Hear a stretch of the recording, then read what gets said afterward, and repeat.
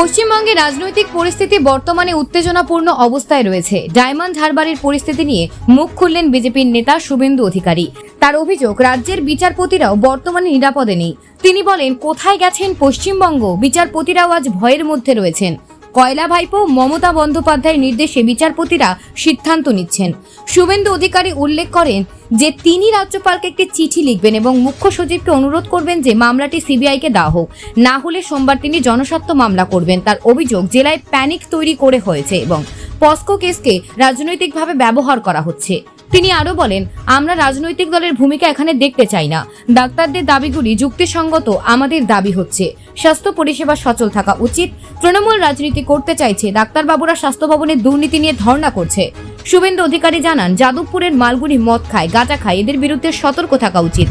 মুখ্যমন্ত্রী ব্যবস্থা নিন, ডাক্তারদের কাজে ফিরতে হবে। 18 তারিখে শোক বা উৎসবের সিদ্ধান্ত নেওয়া হবে।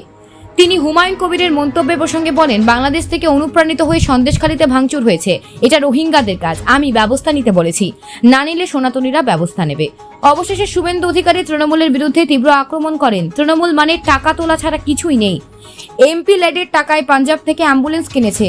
800 টাকার খাট 30,000 টাকায় কিনেছে। চাকরি প্রার্থীদের সঙ্গে কথা বলছি, বড় আকারের আন্দোলন করতে হবে। হাসপাতালের সামনে বসে লাভ নেই। সার্কুলেটেড হয়েছে, সেটা হচ্ছে number 6618 SDR dated Alipore, the 9th day of July 2024। এই মেমো নাম্বারে আপনার এটা তো হয়তো আপনার 9th সেপ্টেম্বর হবে, ওই উপরের অফিস মেমোটা। তাতে সাবজেক্টটাতে এবং সইটাও এখানে এনক্লোজ করেছে, আপনি দেখবেন। আমাদের ডিস্ট্রিক্ট জাজ সাউথ 24 পরগনা,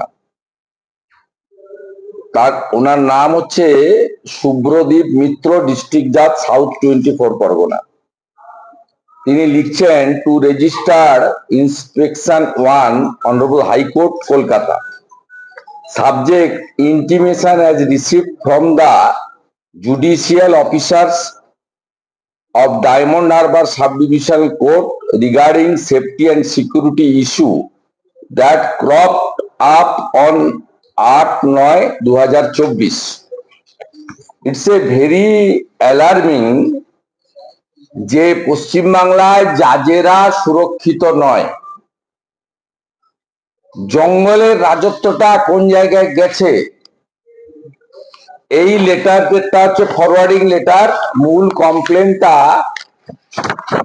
করেছেন অনারেবল 3 জন জাজ,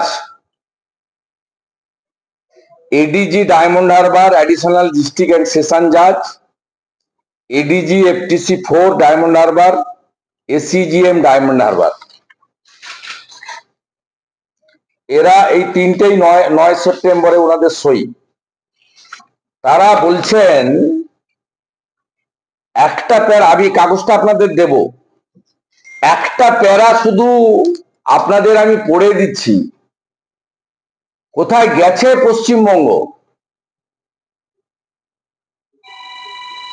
ব্যাক হিস্ট্রিটা আপনি জানলে আপনার আশ্চর্য হয়ে যাবেন।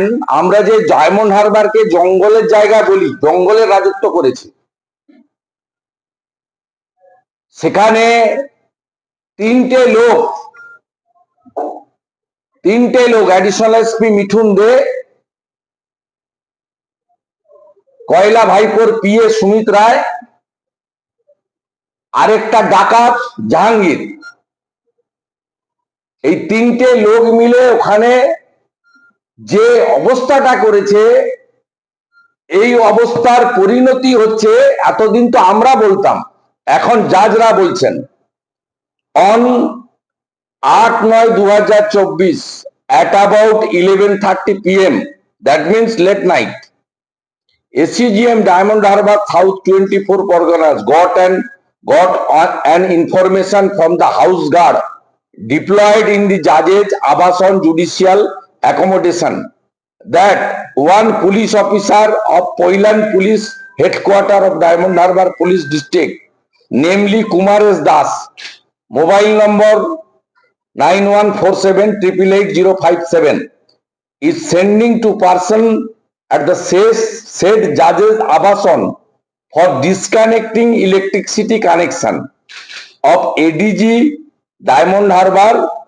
and doing harm the judicial officers and the said police officer Kumaresh Das in conspiracy with one police officer of Diamond Harbour PS also instructed the house guard for giving access to the said two person without disclosing their name. After knowing about the said fact, Additional District Judge SCGM, Additional District Judge Fast Track Court 4 started to take information about the matter. দিয়ে উনি 8টা পয়েন্টের উপরে district জাজকে পাঠিয়েছিলেন। District জাজ